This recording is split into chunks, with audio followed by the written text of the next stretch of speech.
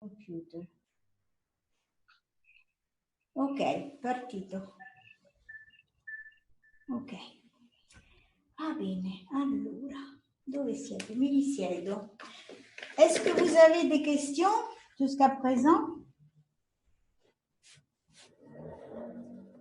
J'ai une question. Est-ce qu'il est possible de travailler sur le fascia par nous-mêmes aussi en self-care ou est-ce que c'est plus facile de le faire sur quelqu'un d'autre? C'est toujours plus facile de le faire sur quelqu'un d'autre. Si on a le temps, je vais vous faire essayer sur vous-même. Mais si on est confortable, disons, si on sait, par exemple, si c'est ici, ou si c'est ici, ou si c'est un genou, ça veut dire il faut être relâché et tranquille, mais on peut le faire. Naturellement, si c'est quelqu'un d'autre qui le fait sur nous ou nous sur quelqu'un d'autre, ça marche beaucoup mieux. Il y a l'interaction entre les deux personnes qui est très importante. Ok, merci. De rien. Moi, j'avais une question par rapport à de la bibliographie, des livres conseillés. Est-ce que ce sera possible ou bien as-tu Alors, il y a un livre de Saul Goodman que je ne sais même pas s'il est encore disponible. Et sinon, tous les livres qu'il y a sur le marché sont plutôt sur une autre méthode. Il y a Thomas Myers qui a écrit un livre sur les fascias. Mais c'est vraiment beaucoup plus du point de vue anatomique dont il parle des chaînes de fascia et donc c'est vraiment beaucoup plus sur l'anatomie que sur l'énergie, disons. Comment s'appelle-t-il, tu dis? S'appelle, attends, je l'ai ici. Anatomy Trains. Yes. Le livre s'appelle Anatomy Trains. Anatomy Trains. Ok, merci. Et c'est en anglais, je crois. Je ne sais pas s'il existe en français. J'ai aussi une question. Oui. Est-ce qu'il y a un lien entre le triple réchauffeur et les fascias? Entre le triple réchauffeur. Pas directement. Donc, les fascias sont liés à tout notre système énergétique, mais pas d'une façon particulière avec les trois réchauffeurs. Non. Ok. J'ai une question, du coup, est-ce que ça se pratique habillé comme le shiatsu? Oui, on le fait habillé, mais s'ils arrivent avec des pullovers comme ça, ou s'ils ont une couverture très très épaisse, alors c'est mieux enfin, si on a un t-shirt ou même un pile, ça va. Au début, le fascia s'était fait sur la peau. Mais du fait que nous travaillons avec les gens habillés, on peut très bien percevoir le mouvement du fascia à travers une t-shirt ou un pile. Mais si c'est très épais, alors c'est mieux de mettre les mains au-dessous.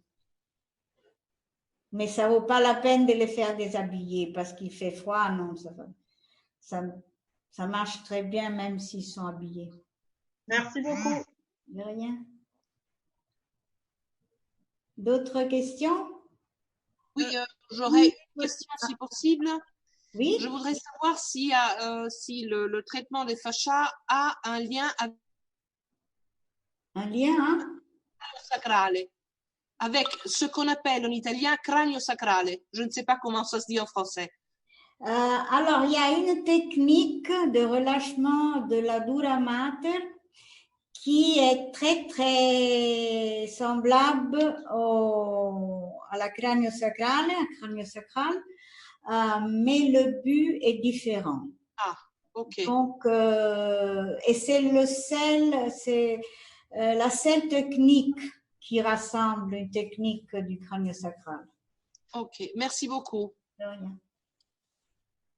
Mais naturellement, au moment où on relâche la dura mater, ça va influencer le mouvement du fluide intercranial. Ok, merci beaucoup. De rien. Du fait que le fascia se lie à tout ce qu'on fait sur notre corps, même si on fait de la gymnastique, même si on fait un massage, du fait que le fascia recouvre toutes les structures de notre corps, n'importe ce qu'on fait, inévitablement le fascia est là. C'est pour ça que maintenant ils ont découvert, c'est assez récent tout ce travail avec le fascia, et peu à peu ils se rendent compte de son importance et de son efficacité. Maintenant beaucoup des ostéopathes travaillent avec le fascia, tandis qu'avant c'était plus, disons, plus structurel comme intervention. Alors, j'avais une question, Oui. s'il vous plaît. Quand vous démarrez votre séance, où est-ce que vous posez votre main? Est-ce que c'est là où la personne a mal? C'est pour ça qu'elle vient consulter parce que, par exemple, elle a mal au dos, mal au bras, ou je sais pas. Ou Non, je fais ma comment vous choisissez l'endroit? Alors, je fais ma séance. Et dans la structure, dans la routine de ma séance shiatsu, je intègre le travail du fascia si et où il est nécessaire. Donc, je commence par ma diagnose, je trouve mon kyo et mon jitsu, et puis je travaille sur le méridien, et quand j'arrive à l'endroit où la personne a un problème ou une douleur, alors je travaille avec le fascia. Et après 30 ans de travail avec le fascia, ce travail est totalement intégré dans mon shiatsu. Donc,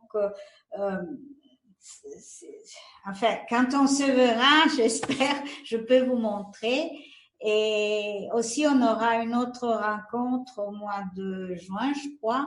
Et là, peut-être, si vous êtes intéressés, je peux vous montrer une petite séance pour vous faire voir comment ça se fait en pratique, disons. Mais je ne vais pas directement sur l'endroit où il y a la douleur. Je fais mon shiatsu et là, j'intègre le travail du fascia. Merci. De rien. Et est-ce que vous supportez la zone en question avec les deux mains ou est-ce que c'est juste une seule main? Comment est-ce que vous... Non, j'utilise toujours les deux mains. Oui. Parce que c'est impossible pour nous qui avons une mère et une main messagère de travailler seulement avec une main, on ne saurait pas quoi faire avec l'autre. Donc, j'utilise toujours les deux mains. Et si on a le temps de faire un peu de pratique, au début, c'est pas tellement facile de suivre deux différents mouvements avec les deux mains. Donc, on commence par se concentrer sur ce qui arrive sous une main. Et puis, une fois que le fascia s'arrête, on va porter notre attention sur l'autre main. Et puis, après 2 ou 3 fois, ça devient tout à fait normal d'aller avec le fascia, de le suivre avec les deux mains. Merci.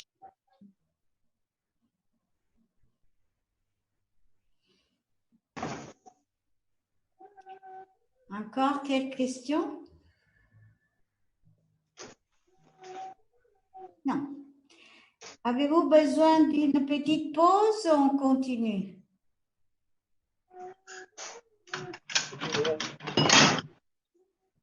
Moi, j'aimerais bien, bonsoir Gabriella, j'aimerais bien savoir comment vous faites le toucher au niveau de la main. Est-ce que vous la posez? Est-ce que c'est un tapotement avec les doigts, avec la paume de la main? Est-ce que c'est circulaire? Alors, ça dépend de la partie du corps. Si c'est une partie grande, alors j'utilise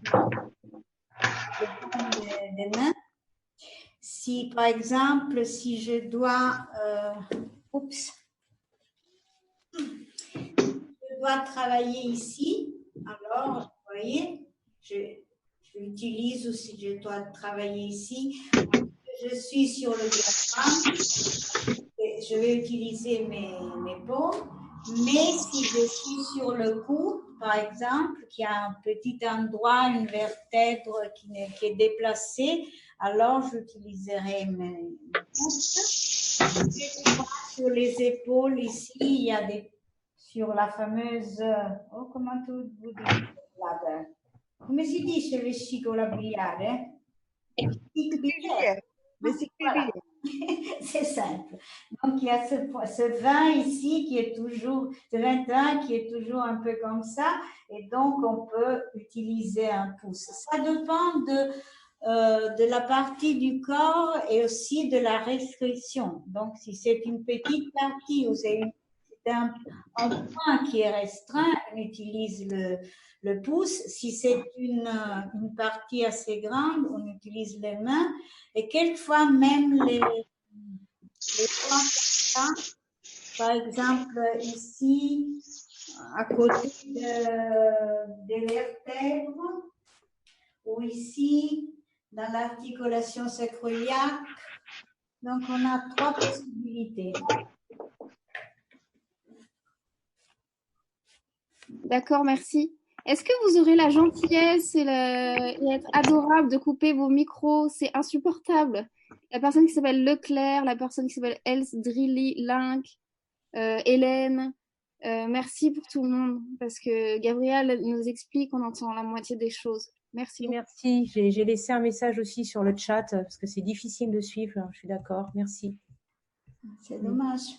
Gabriella, perché non togli l'audio a tutti i partecipanti? Vediamo un po'. Cioè, quand tu vas sur converser, aux participants, maintenant ils sont tous. Ils sont tous maintenant. Ça y est, on y est arrivé. Voilà. Merci beaucoup. À tout le monde.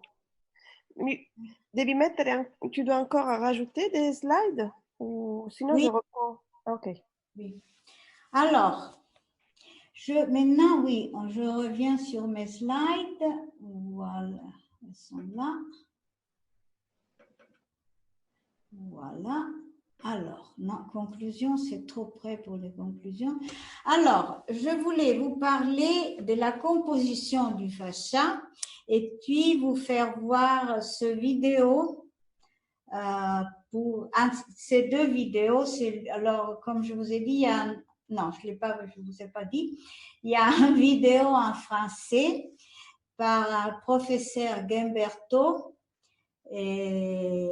mais c'est très petit et il y a beaucoup d'autres vidéos de lui sur YouTube, mais ils sont très enfin, il a un vocabulaire et des images très médicales. Donc, je vous ai donné un petit morceau, comme ça, si vous êtes intéressé, vous pouvez aller sur YouTube et voir d'autres vidéos. Et puis, une vidéo en anglais qui vous montre vraiment le tissu du fascia. Et il y a des sous-titres et je vais traduire pour que ce soit compréhensible pour tout le monde. Donc, le tissu connectif ou fascia se compose de 3 éléments principaux, les cellules, les fibres et la matrice extracellulaire. Donc, il y a 3 types principaux de cellules. Il y a des cellules qui forment et maintiennent la matrice extracellulaire, fibroblastes, chondroblastes, osteoblastes, etc. Il y a des cellules qui ont la fonction de défendre notre organisme, donc les macrophages, les mastocytes, les leucocytes que tout le monde connaît. Et puis, il y a des cellules qui ont des fonctions spéciales. Toutes les cellules sont immergées dans la matrice extracellulaire, surtout celles qui forment et maintiennent cette matrice. Puis, il y a 3 types de fibres. Il y a les fibres de collagène, les fibres élastiques et les fibres réticulaires. Les fibres de collagène sont les plus présentes dans l'organisme humain et dans les tissus connectifs et ils ont comme caractéristique d'être très très forts et d'avoir une forte résistance à l'attraction. Donc ils ont vraiment très très forts. Mais ils ne sont pas élastiques, pas du tout. Donc, au contraire, les fibres d'élastine ont comme caractéristique celle de pouvoir s'allonger, on dit 150 fois la longeur originale, et donc ils sont très très élastiques, le nom même le dit, mais ils ne sont pas très forts. Donc, le pourcentage de présence de fibres de collagène et des fibres d'élastine varie selon les parties du corps où ils se trouvent. Donc, s'il y a besoin plus de traction, de force, on n'aura plus de fibres de collagène. S'il y a plus besoin d'élasticité, comme dans les poumons, par exemple, on aura un pourcentage majeur de fibres d'élastine. Et puis, il y a les fibres réticulaires qui servent pour maintenir la structure, donc ils forment une espèce d'échafaudage. Et puis, il y a la matrice extracellulaire qui se compose essentiellement d'un matériel amorphe qu'on appelle substance fondamentale aux substances amorphes. Et il s'agit, on le verra dans la vidéo, d'un gel compact dans lequel les fibres sont immergées ensemble aux cellules et naturellement une composante fibrillaire parce que les fibres sont immergées dans ce gel, dans cette substance fondamentale pour donner une stabilité structurelle à la matrice. Alors, maintenant, je vais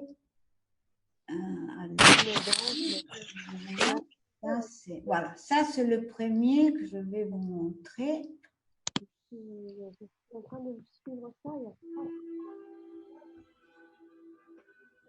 Attendez, je vais voir pourquoi. Un moment, voilà.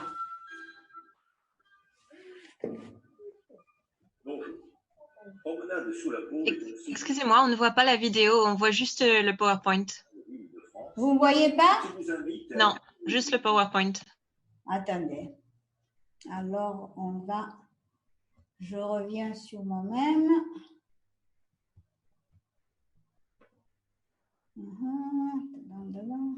Voilà.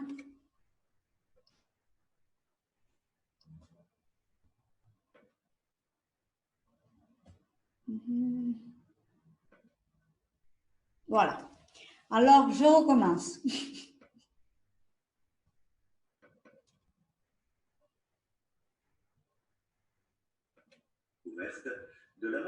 Vous le voyez maintenant? Oui, c'est bon. Pour la première fois, grâce à ces nouvelles technologies, l'exploration du monde sous la peau a été réalisée et filmée lors d'interventions chirurgicales, laissant entrevoir une microanatomie qui change la façon de penser la matière vivante, son mouvement, sa souplesse et son élasticité. Grâce à l'endoscopie intratissulaire préopératoire, on s'aperçoit alors à l'examen des séquences en haute définition qu'il existe une totale continuité des tissus entre eux et une microanatomie interne faite de myriades de fibrilles de collagène tissées de façon irrégulière, fractale et mobile, permettant une adaptation dynamique parfaite. Une véritable modélisation structurante peut alors être élaborée au travers d'une unité fonctionnelle qui est la microvacumole, microvolume interfibrillaire responsable de la forme et de la mobilité.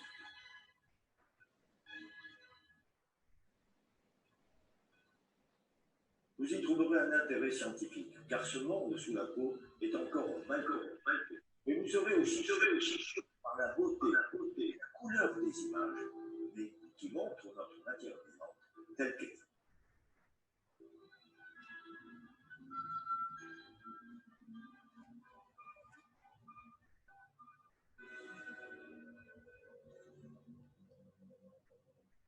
Donc, si vous êtes intéressé, il y a cette série de conférences, mais comme vous l'avez vu, il a une terminologie très médicale. Donc, ça, quelquefois, ça peut être un peu pas facile à suivre. Maintenant, je vous montre cette autre vidéo. Voilà.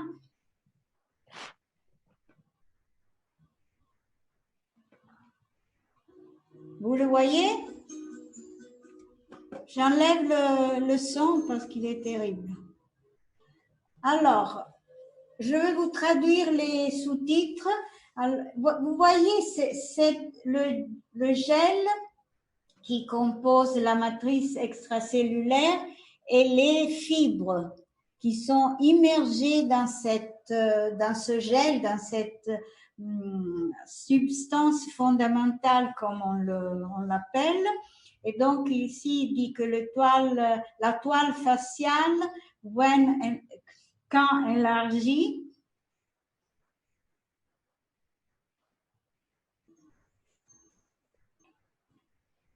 vous montre comment les fibres se mettent ensemble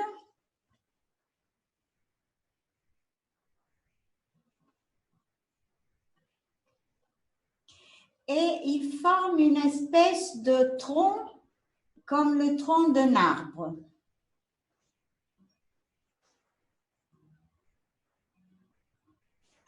Et aussi, vous voyez, c'est un mouvement continu, comment les petites fibres se séparent de la fibre la plus grande, de la branche, disons.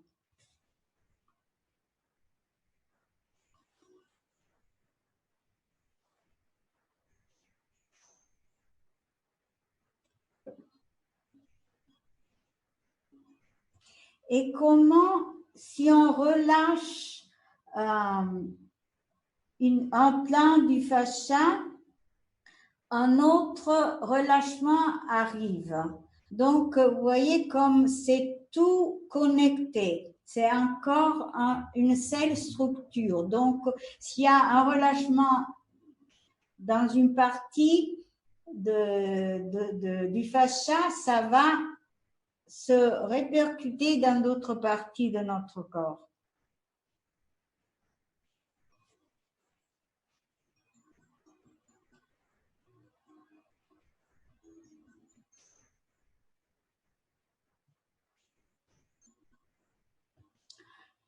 Et vous verrez comment les veines, les vaisseaux de sang sont immergés eux-mêmes dans cette substance fondamentale.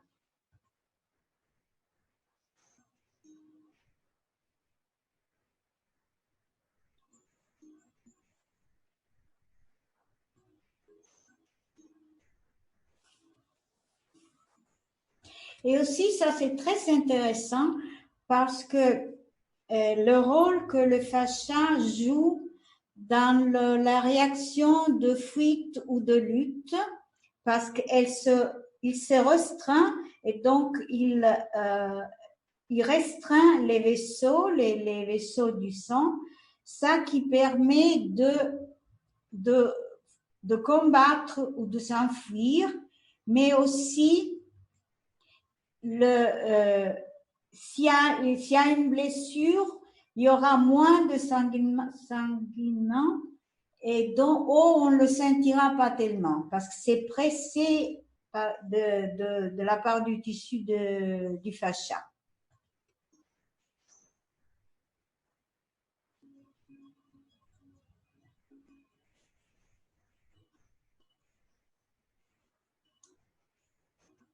Et aussi les fibres, les tubules sont pleins d'eau, donc le relâchement du fascia aide aussi l'hydratation et donc c'est un anti-age.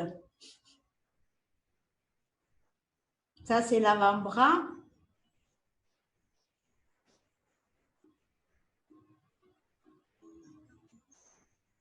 Aussi les ligaments sont dans cette matrice extracellulaire.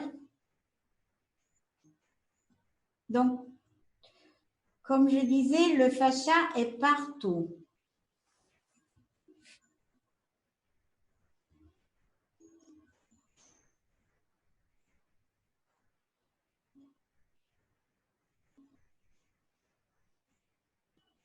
Ça, c'est un muscle. Ça, c'est un ongle, c'est le périostium.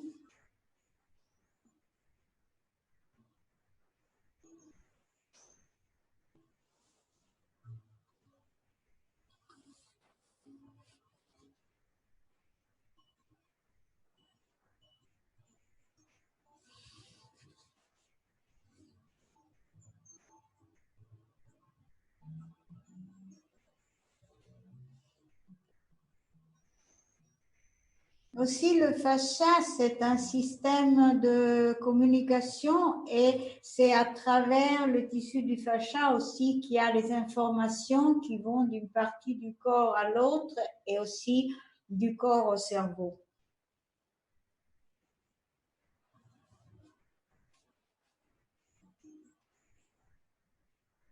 Ça, je ne sais pas si c'est vrai que cette structure tienne notre conscience. Ça, c'est peut-être un peu trop. Ça, je ne sais pas.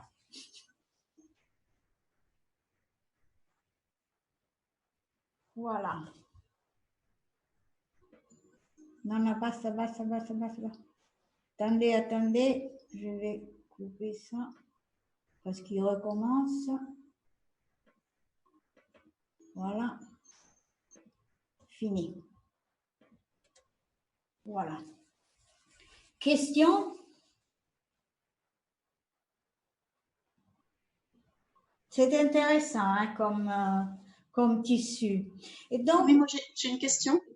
Oui.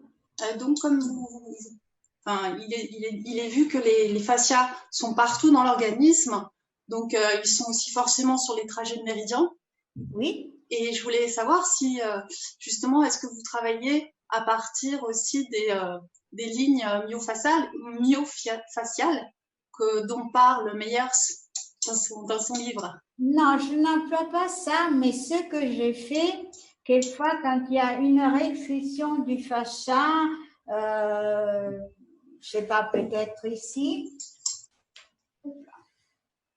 ici par exemple, alors je travaille sur un méridien qui traverse la zone de restriction, qui peut être le méridien de diagnose ou peut être un méridien local. Et en travaillant le méridien, je aide le fascia à se relâcher. Donc, je travaille en même temps le fascia et l'énergie du méridien. Donc, j'ai ma même mère qui ne fait pas de pression, mais qui seulement travaille sur le relâchement du fascia, et avec l'autre main, je travaille le long du méridien. Et c'est surtout sur le dos, quelquefois, il y a une douleur, soit dans la partie lombaire, soit dans le haut du dos. Et donc, je mets une main sur la partie où la fascia est restreinte, ou à la douleur, ou à l'inflammation. Et puis, je travaille le vaisseau de la vessie ou en méridien qui traverse cette zone.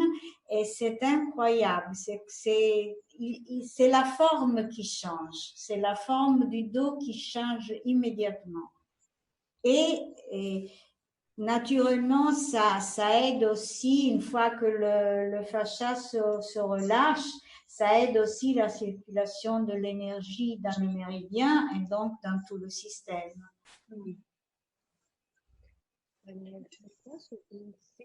Mais je ne suis pas tellement l'anatomie.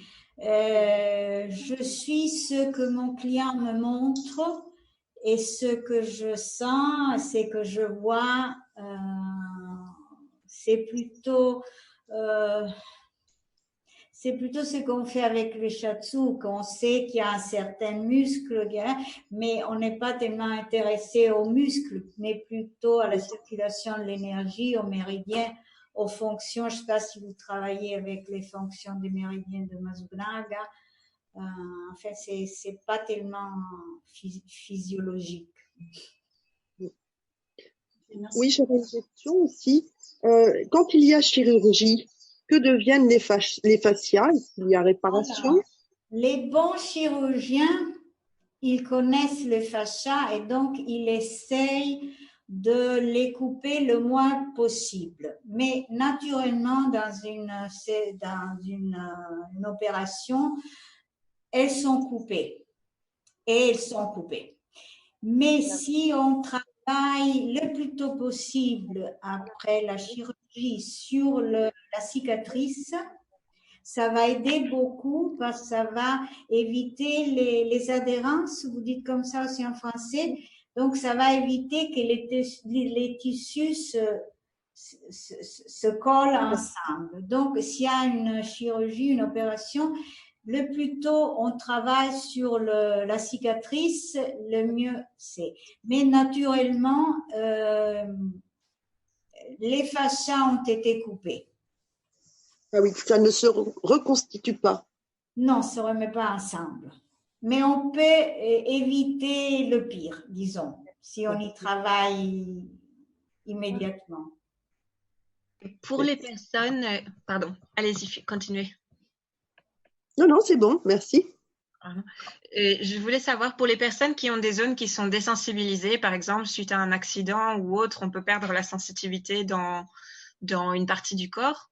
Est-ce qu'on peut travailler sur la fascia justement pour essayer de ramener la sensibilité? Est-ce que ça peut aider? Alors, s'il y a une lésion au niveau de la moelle spinale, ce serait un miracle.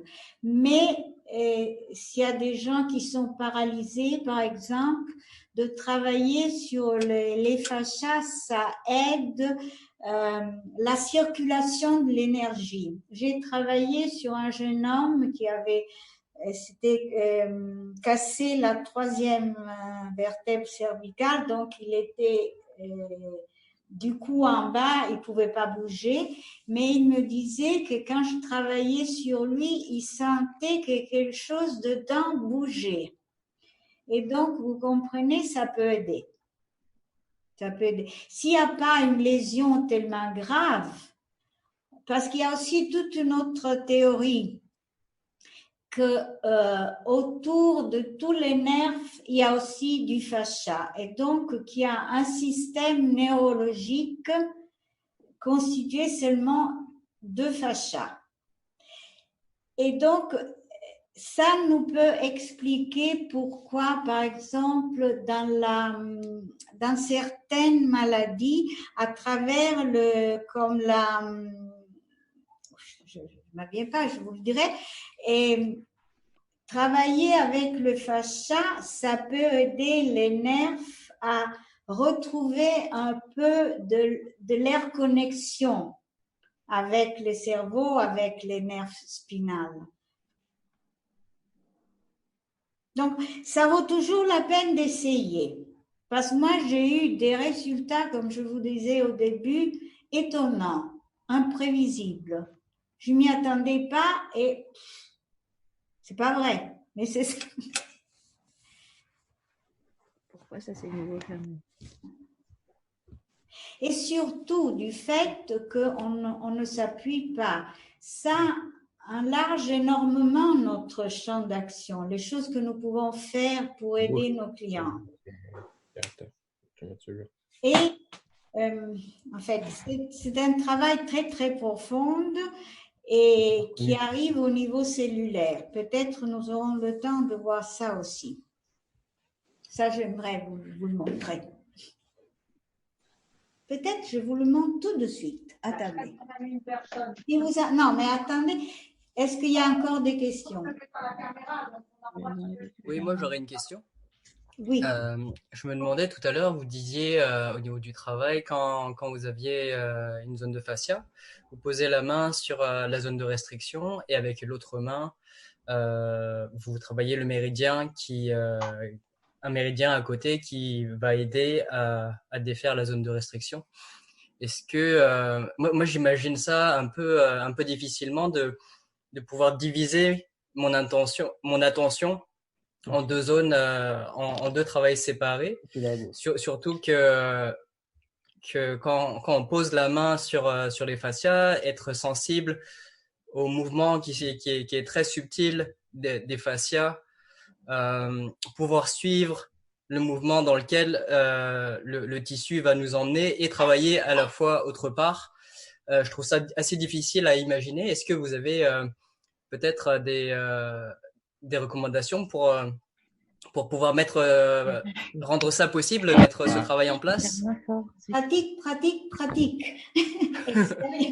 Non, mais attendez, alors avec une main, vous êtes sur le fascia, d'accord? Vous allez le long du méridien et vous allez dans vos tsubo, dans vos poings.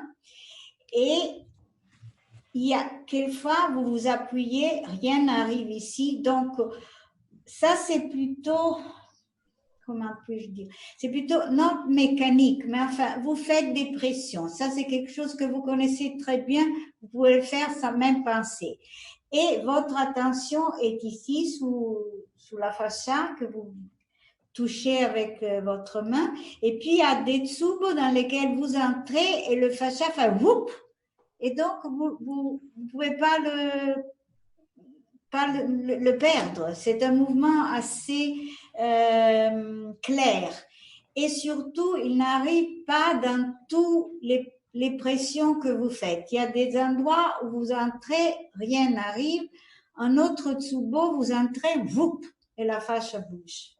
D'accord, c'est comme si la main mère résonnait en fait au travail de la main messagère, oui. C'est tout à fait ça. Et naturellement, il faut un peu d'expérience, un peu de pratique pour être sous les deux mains qui font deux choses différentes. Ça, c'est vrai. Mais comme dans le shiatsu, au début, on n'apercevait rien. Et maintenant, c'est normal de sentir le mouvement de l'énergie dans les méridiens. C'est la même chose. Il faut la pratique, il faut le temps, il faut la patience. D'accord. Et pour commencer, vous suggérez de travailler directement comme ça, avec les deux mains, une main en écoute, une main au travail? Au début, moi, j'irais sur les fascias seulement pour se familiariser avec son mouvement. Parce que quelquefois, le mouvement peut être très grand et donc on n'a pas problème à le sentir. Quelquefois, il peut être vraiment subtil et donc il faut vraiment être là pour l'apercevoir. Et si on ne sent rien, ça veut dire que rien ne se produit. Donc, quelquefois, c'est inutile de rester là. Mais il faut aussi un peu de patience pour donner au fascia le temps de se relâcher, d'accepter de se relâcher. Comme je disais, quelquefois, il y a des résistances de la part de nos clients.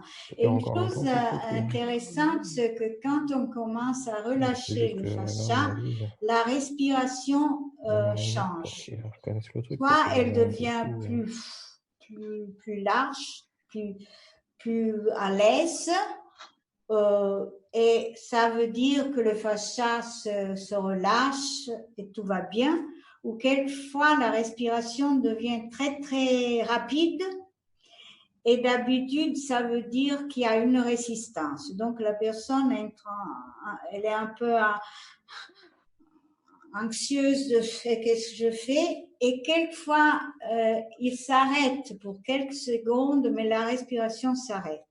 Et donc vous savez, quand ça vous donne des informations sur la disponibilité du client à relâcher la fascia, et dans ces cas, ça vaut la peine de rester un petit moment pour donner au client le temps d'accepter cette possibilité de relâchement et de le faire. Mais là, il faut être vraiment présent et soutenir notre client pour qu'il se sente sûr, parce qu'il sent, oui, notre soutien et notre présence. Donc, qu'il peut se laisser aller. Et quelle différence au niveau des sensations entre un fascia qui se relâche et une énergie qui recircule dans un méridien? Le fascia bouge. Donc, c'est comme je disais, c'est comme si on monte sur une voiture. Il vous amène. Tandis que l'énergie dans les méridiennes est une vibration, c'est une onde qui peut être comme ça, qui peut être comme ça, donc ça dépend, qui peut être très régulière ou un moment régulière, et puis les fameux Kyojitsu. Oui, tout à fait. Donc ça c'est une onde, l'autre c'est vraiment que... Alors le mouvement qu'on sent, c'est le fascia fait un parcours à l'envers pour se relâcher. Donc, c'est le parcours pour se restreindre. Il a fait un certain parcours et puis il fait le contraire, l'envers pour se relâcher. C'est pour ça qu'il faut suivre. Parce que si on pousse, peut-être on va dans la direction qui n'est pas la bonne. Merci. De rien. J'ai aussi une question. Comment c'est qu'on travaille sur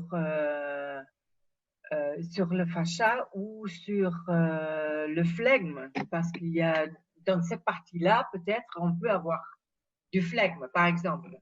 Et quelle est la différence? Parce qu'il y a dans les fibres, il y a de l'eau aussi. Oui. Alors, ça dépend d'où vous mettez votre attention.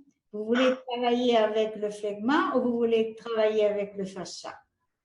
Vous voulez travailler avec les muscles ou vous voulez travailler avec le fascia? Ça, c'est une chose. Et puis, le flegme, c'est quelque chose qui est bloqué, qui est dense. Et donc, le fait de... c'est féminin ou masculin en français? C'est masculin, le flegma.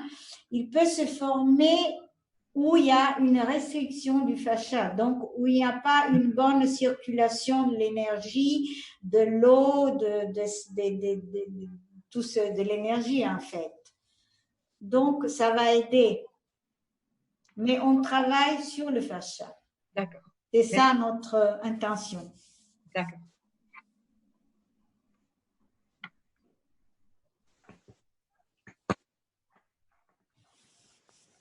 D'autres questions? Et du coup, moi, j'ai...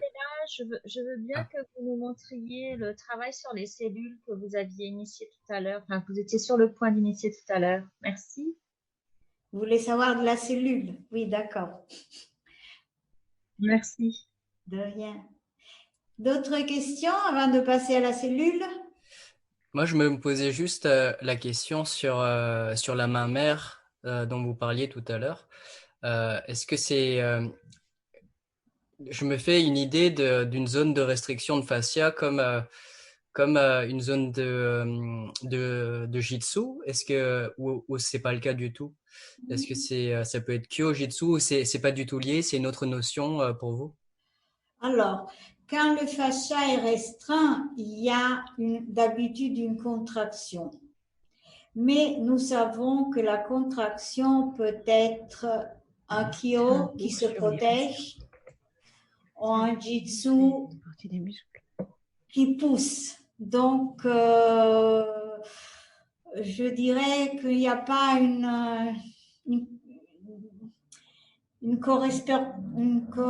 ça ne correspond pas toujours, parce que la même contraction peut être une faiblesse protégée et très souvent la partie lombaire est faible et si on fait des mouvements pas tellement appropriés, le fascia se restreint pour protéger cette partie et donc après, ils viennent chez nous et ils ont douleur ici, ils ont une inflammation, etc.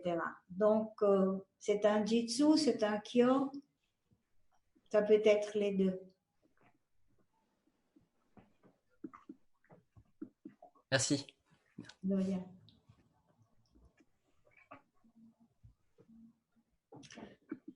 On y va avec la cellule? Oui, quand même, on aura encore du temps pour des... Alors... Voilà. Ah non, non, la cellule, c'est dans mes... Ah, voilà.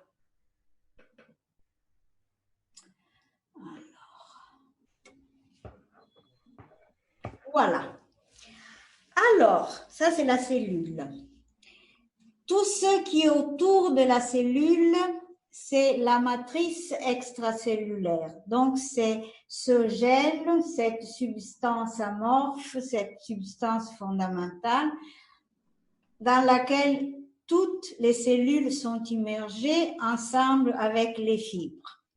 Mais ils ont découvert qu'il y a des molécules qui s'appellent intégrins, je ne sais pas si ça vous intéresse, qui en connexion la matrice extracellulaire avec la partie à l'intérieur de la cellule, donc la matrice intracellulaire au cytoskeleton.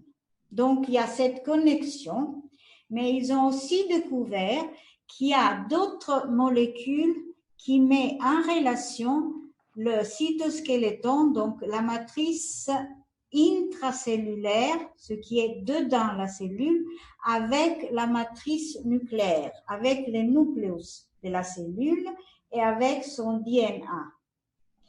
Donc, quand nous touchons le corps de quelqu'un et surtout quand nous nous mettons en connexion avec le fascia, nous arrivons au niveau cellulaire parce que nous nous mettons en connexion avec la matrice extracellulaire qui est sous la peau, les promenades sous la peau du professeur Kimberto, et nous nous mettons donc en connexion avec la matrice extracellulaire qui nous met en contact avec la matrice intracellulaire, avec la matrice nucléaire. Donc, il s'agit d'un système interconnecté qui est partout dans notre corps et qui nous permet donc de rejoindre un niveau très, très profond de nos clients. Donc, ce n'est pas un travail superficiel, c'est un travail très, très profond. Et c'est très, très intéressant, ça, parce que vous avez... cette matrice cellulaire, c'est vraiment un système de communication. Donc, tout mouvement que vous faites, l'information passe à toutes les autres parties du corps. Et donc, c'est vraiment un système magnifique qui nous permet d'entrer dans un contact très, très profond avec nos clients. Attendez, je vais revenir chez vous. Ça, c'est vraiment un système révolutionnaire. Il y a un livre qui s'appelle, qui a été écrit par James Oschman, qui s'appelle « Les bases scientifiques de l'énergie énergétique » et qui est très intéressant. C'est publié en anglais et en allemand.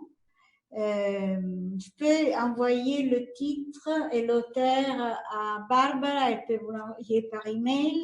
C'est très, très intéressant. Si vous connaissez l'anglais ou l'allemand, je vous conseille de le lire. C'est scientifique, mais c'est simple. Moi, je n'ai pas une formation scientifique, mais je l'ai lu avec un très grand intérêt et j'ai compris, je dois dire, 80-90%.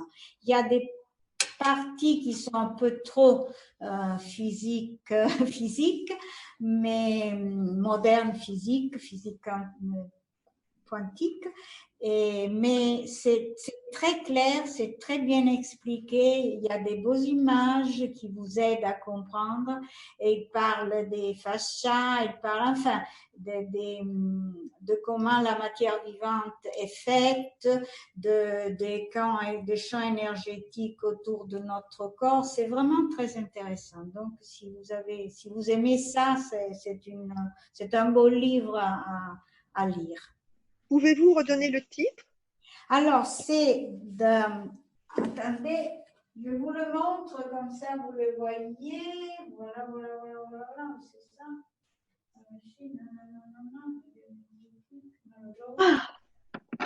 Non, je ne les trouve plus, je dois l'avoir. Eh ben, je dois l'avoir donné à quelqu'un, je trouve plus, ça ne fait rien. Je vous l'ai dit, l'auteur, c'est Oschman, O-S-C-H-M-A-N, James Oschman, et c'est The Scientific Basis of the Energetic Medicine, les bases scientifiques de la médecine énergétique. Merci. En fait, vous le trouvez sur Amazon.